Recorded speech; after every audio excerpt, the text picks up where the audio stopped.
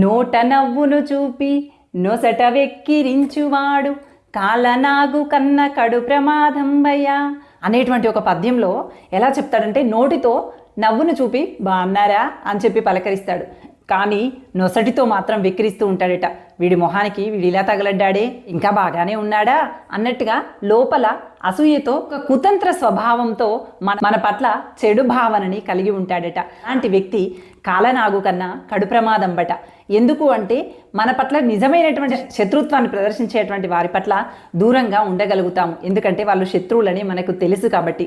కానీ నోట నవ్వును చూపి నొసట వెక్కిరించేటువంటి వ్యక్తి మాత్రం శత్రువు అని మనం అర్థం చేసుకోలేక మిత్రులుగా మన పక్కనే పెట్టుకొని మన మంచిని, మన చెడుని, మన బలాలని, మన బలహీనతలని అన్నీ వారితో చెప్పేస్తూ ఉంటాం.